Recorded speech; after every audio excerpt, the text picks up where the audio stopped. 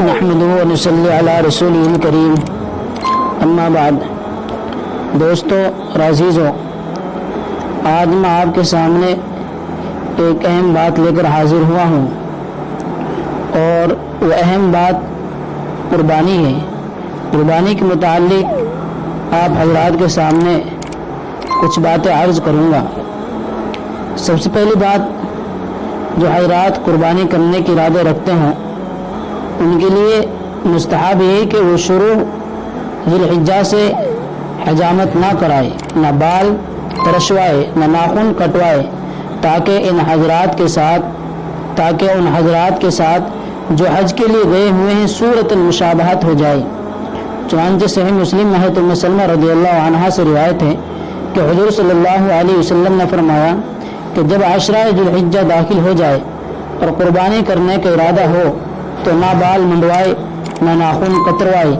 لیکن آج اس حکم کی طرف اس قدر بے اعتنائی برتی جاتی ہے کہ عورت اور خواص تک کو اس کی طرف توجہ نہیں۔ خدا اس بے توجہی سے بچائے۔ دوستو، دوسری بات یہ کہ یکم ذی الحجہ سے 9 ذی الحجہ تک روزہ رکھنا مسنون ہے اور اس کا بہت ثواب آیا ہے۔ حضور اکرم صلی اللہ علیہ وسلم بھی ان دنوں میں روزہ رکھا کرتے تھے۔ چنانچہ ابو داؤد کی روایت ہے کہ حضور اکرم صلی اللہ علیہ وسلم 9 روز ذی الحجہ کے اور 10 تاریخ محرم اور ہر مہینے میں سے 3 دن اور ہر مہینے کے پہلے پیر اور جمعرات کو روزہ رکھا کرتے تھے۔ مسلمانوں کو چاہیے کہ اس خیر کثیر سے بے اعتنائی برتنے کے بجائے آئندہ اس کو حاصل کرنے کی کوشش کریں۔ حق تعالیٰ سب مسلمانوں کو توفیق عطا فرمائے۔ دوستو، کے بعد جو رواج ہے کہ عرفہ منانے کی نیت سے لوگ جوق در جوق جمع ہو کر احرام باندھ کر لبیک اللہم لبیک پکارتے ہوئے اور حج کے تمام احکام ادا کرتے ہوئے کسی جنگل میں جا کر جمع ہو جاتے ہیں۔ جائز نہیں ہے۔ دوستو، قربانی کے فضائل آپ کے سامنے عرض کر رہا ہوں۔ حضرت زید بن ارقم رضی اللہ عنہ روایت کرتے ہیں کہ صحابہ رضوان اللہ تعالی علیہم اجمعین نے جناب رسول اللہ صلی اللہ علیہ وسلم کی خدمت بابرکت میں عرض کیا کہ یہ قربانی کیا چیز ہے۔ رسالت مآب صلی اللہ علیہ وسلم نے ارشاد فرمایا کہ تمہارا باپ جناب حضرت ابراہیم علیہ السلام کی سنت ہے اور ہر بال کے عوض میں نیکی ملتی ہے۔ قربانی کے خون کے پہلے قطرے سے سب صغیرہ گناہ بخش دیے جاتے ہیں۔ حضرت علی کرم اللہ وجہہ حضور علیہ السلام سے روایت فرماتے ہیں کہ قربانی کا خون زمین پر گرتا ہے مگر خدا کی حفاظت میں رہتا ہے۔ جو شخص ثواب کی نیت سے بخوشی قربانی کرے اس کے لیے سواری دوزخ کی آڑ بن جائے گی۔ اللہ تعالیٰ کو بقرعید کے روز قربانی کے ذبح سب سے زیادہ پسند ہے۔ حضرت ابو ہریرہ رضی اللہ عنہ فرماتے ہیں کہ حضور صلی اللہ علیہ وسلم نے ارشاد فرماتے ہیں کہ جو شخص باوجود وسعت و گنجائش کے قربانی نہ کرے وہ ہماری عیدگاہ مناوے۔ یہ تنبیہ اور بڑے سخت وعید ہے اللہ کے نبی علیہ السلام کی طرف سے ان لوگوں کے لیے جو وسعت کے باوجود اور مالدار ہونے کے باوجود قربانی نہیں کرتے ہیں۔ قربانی کرنا ایسے شخص پر جو مسلمان اور مقیم ہو، یعنی مسافر شرعی نہ ہو اور ضرورت اصلیہ کے علاوہ بقدر نصاب مال کا مالک ہو، واجب ہے، خواہ نقد مال ہو یا اسباب ہو، اور اس مال پر 1 سال کا گزر جانا شرط نہیں ہے۔ اسی طرح تجارتی ہونا بھی شرط نہیں ہے، بلکہ آخری ایام قربانی میں اگر کسی صورت سے مال کا مالک ہو جائے تو قربانی واجب ہے۔ اسی طرح آخر 12ویں ذی الحجہ کا سورج ڈوبنے سے پہلے مسلمان ہو جائے یا مقیم ہو جائے اور بقدر نصاب مال کا مالک ہو تو قربانی واجب ہے۔ دوستو، ضرورت اصلی کیا ہے؟ تو ضرورت اصلیہ وہ ضرورت جو جان یا آبرو کے متعلق ہو، یعنی اس کا پورا نہ ہونے سے جان یا آبرو جانے کا خوف ہو، مثلا کھانا پینا، کپڑے، رہنے کا مکان، پیشہ ور کو اس کے پیشے کے اوزار یعنی کہ آلات، مثلا مشینیں، باقی بڑی دیگیں اور بڑے بڑے فرش اور شامیانے اسباب ضروریات میں داخل نہیں ہیں۔ اس لیے دوستو، نصاب اور وقت، نصاب کیا ہے؟ اس تو مال کے خاص مقدار میں جن پر شریعت نے زکوٰۃ فرض کی، مثلا چاندی کا نصاب 200 درہم ہے جس میں 52.5 تولہ ہوتے ہیں، اور آج کل تقریباً 600 گرام چاندی ہوتی ہے۔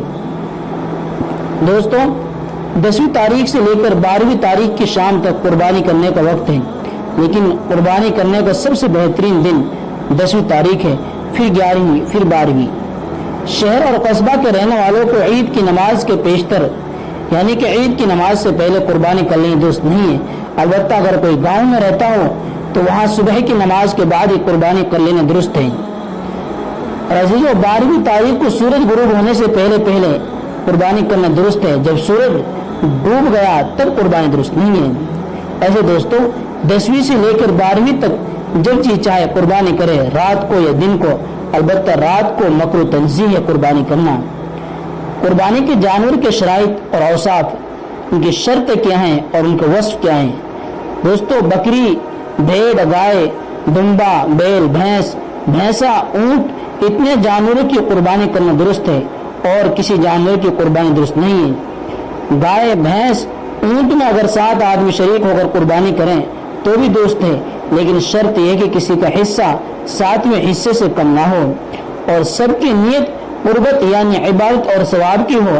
اگر کسی شخص کی نیت فقط گوشت کی ہو تو قربانی درست نہ ہوگی۔ قربانی کے لیے کسی نے گائے اس نیت سے خریدی کہ اگر کوئی اور مل گیا تو اسے بھی شریک کر لیں گے، خریداری کے بعد اگر کچھ اور لوگ شریک ہو گئے تو درست ہے، اور اگر خریدنے کے وقت یہ نیت نہ تھی بلکہ اپنی طرف سے پوری گائے قربانی کرنے کی نیت تھی تو اب اس گائے میں کسی اور کو شریک کرنا بہتر نہیں ہے۔ لیکن اگر کسی کو شریک کر لیا تو امیر کو جس پر قربانی واجب تھی جائز ہے، اور اگر غریب تھا جس پر قربانی واجب نہ تھی تو جائز نہیں ہے۔ ایسے دوستو کسی قربانی کے جانور گم ہو جائے، اس لیے پھر اس نے دوسرا خرید لیا اور پھر دوسرا خریدنے کے بعد اور پہلا جانور مل گیا، اب دیکھا جائے گا کہ امیر ہے یا غریب ہے۔ اگر امیر ہے تو ایک ہی قربانی واجب ہوگی اور اگر غریب ہے تو دونوں جانور قربانی واجب ہوگی۔ ایسے دوستو 7 آدمی گائے میں شریک ہوئے تو گوشت بانٹنے کے وقت اٹکل سے نہ بانٹے بلکہ خوب تول کر بانٹے، نہیں تو اگر کوئی حصہ زیادہ یا کم رہ جائے گا تو سود ہو جائے گا اور گناہ ہوگا۔ البتہ اگر گوشت کے ساتھ کلہ پائے کو بھی شریک کر لیں تو جس طرف کلہ پائے ہوں اس طرح گوشت کم ہونا درست ہے۔ ایسے دوستو بکرا بکری 1 سال بھر سے کم کی درست نہیں ہے۔ مکمل 1 سال کا بکرا یا بکری ہوگا تو قربانی ہوگی ورنہ نہیں ہوگی۔ ایسے ہی گائے ہو، بھینس پورے 2 برس کی ہو چکے تب قربانی درست ہے، اور اونٹ پورے 5 برس سے کم درست نہیں ہے۔ البتہ بھیڑ یا دمبا اگر اتنے موٹے تازے ہوں کہ سال بھر کے معلوم ہوتے ہوں اور سال بھر والے بھیڑ اور دمبوں میں اگر چھوڑ دیے جائیں تو کچھ فرق معلوم نہ ہو تو ایسے بھیڑ دمبے 6 ماہ کے بھی درست ہیں۔ اسی دوستو ایسے جانوروں میں کون سے عیب ہو جن کی وجہ سے قربانی جانور نہ ہو، جس کی وجہ سے قربانی نہیں ہوتی، وہ کون سے عیب ہیں کہ جن کی وجہ سے قربانی نہیں ہوتی؟ دوستو وہ بکری جو باولی ہو کر گھومنے لگے اور چرنا اور دوسری بکریوں کے ساتھ رہنا چھوڑ دے، وہ بکری جو خارج کی وجہ سے اس قدر دبلی ہو گئی ہو کہ ہڈیوں میں مغز نہ رہے، اندھا ہونا یا بھینگا ہونا، اس درجہ دبلا ہونا کہ ہڈیوں میں بھی مغز نہ رہے، لنگڑا پن اس قدر ہو کر چل نہ سکے، یا ایسی بیماری ہو کہ مرض بالکل ظاہر ہو، یا تہائی سے زائد حصہ کان یا دم کا کٹا ہوا ہو، یا آنکھ کی تہائی یا تہائی سے زائد روشن جاتی رہی ہو، وہ جانور جس کے اکثر دانت ٹوٹ گئے ہوں، جس کے خلقتاً یعنی پیدائشی کان ہی نہ ہو لیکن اگر چھوٹے چھوٹے ہوں تو جائز ہے، جس کے تھن کسی مرض کی وجہ سے مر گئے ہوں یعنی سوکھ گئے ہوں، بکری کا 1 گائے، اونٹ کے 2 تھن تمام کے حکم میں ہیں، یعنی کہ اگر بکری کا ایک تھن ختم ہو جائے اور اونٹ کے 2 تھن ختم ہو جائے تو ان کی قربانی نہیں ہوگی کیونکہ یہ عیب ہے۔ زبان کا اس درجہ کٹا ہوا ہونا کہ چرنے اور کھانے سے مانع ہو جائے، کہ چرنے اور کھانے کے قابل نہ ہو، سینگ بالکل جڑ سے ٹوٹ گئے ہوں، البتہ اگر بالکل جڑ سے نہ ٹوٹے ہوں یا پیدائشی نہ ہو تو جائز ہے۔ لنگڑا پن اس درجہ ہو کہ فقط 3 پاؤں سے چلتا ہو، چوتھا رکھا ہی نہ جاتا ہو یا چوتھے سے چل ہی نہ سکتا ہو تو اس کی بھی قربانی نہیں ہو سکتی۔ اگر عیب خریدنے کے بعد پیدا ہو گیا ہو تو امیر کو دوسرے جانور خرید کر کے قربانی کرنی چاہیے اور غریب کو وہی جانور کافی ہو جائے گا۔ اگر کوئی عیب ذبح کرنے کے وقت تڑپنے سے پیدا ہو تو اسی قربانی درست ہے۔ دوستو قربانی کے جانور کا موٹا اور خوبصورت ہونا یہ مستحب ہے۔ چھری تیز ہو، ذبح کا وہ ٹھنڈا ہونے تک کھال نہ اتارے۔ اگر ذبح کرنا جانتا ہو تو اپنے ہاتھ سے قربانی کرے، ورنہ کسی سے کرا لے اور خود موجود رہے۔ ذبح کا وقت دوستو یہ دعا پڑھیں، انی وجہت وجہی للذی فطر السماوات والارض حنیفا وما انا من المشرکین ان صلاتی ونسکی ومحیای ومماتی للہ رب العالمین لا شریک لہ وبذالک امرت وانا اول المسلمین اللہم منک ولک۔ اس کے بعد بسم اللہ اللہ اکبر کہہ کر ذبح کریں۔ ذبح کے بعد دعا پڑھیں، اللہم تقبلہ منی کما تقبلت من حبیبک محمد وخلیلک ابراہیم علیہم الصلاۃ والسلام۔ ذبح کرنے کے وقت سختی نہ کرے، رسی وغیرہ سب خیرات کر دے۔ دوستو گوشت کھال کا کیا حکم ہے؟ گوشت تہائی خیرات کرے، تہائی اپنے قرابت دار کو کھلا دے، تہائی اپنے اور اہل عیال کے لیے رکھے۔ 3 حصے کرے گوشت کا، ایک خیرات کر دے، دوسرا حصہ قرابت دار کو دے دے، تیسرا حصہ اپنے لیے رکھیں۔ قربانی کے جانور کی کھال خیرات کر دے یا اس سے کچھ بنوا لے یا ایسی چیز سے بدل لے جو باقی رہ سکے، جیسے ڈول وغیرہ۔ قربانی کا گوشت جو ہے کھال یا کھال کی قیمت قصائی کی اجرت میں دینا جائز نہیں ہے۔ اسی طرح امام اور مؤذن کو خدمت مسجد کی اجرت میں دینا جائز نہیں ہے۔ البتہ اگر کسی مسجد میں دستور بھی نہ ہو اور صاف کہہ دیا گیا ہو کہ یہاں کھال وغیرہ نہ دیں گے، تو پھر کوئی امام اگر غریب ہو تو قیمت یا کھال، اور اگر امیر ہو تو صرف کھال دے دینا جائز ہے۔ دوستو یہ چند باتیں تھی قربانی کے متعلق، قربانی کے مسائل، قربانی کے فضائل اور عیب کے متعلق کہ جانور میں کون سے عیب معنی قربانی ہے۔ تو اللہ تبارک تعالی ہمیں ان باتوں پر عمل کرنے کی توفیق عطا فرمائے اور ہم سب کو سمجھنے کی توفیق عطا فرمائے۔ وآخر دعوانا الحمدللہ رب العالمین۔ دوستو آخر میں آپ سے بات عرض کر دینا چاہتا ہوں، اگر آپ کو ہماری ویڈیو اچھی لگے تو سبسکرائب کریں اور کمنٹ میں بتائیں اگر آپ کے من میں کوئی سوال ہو۔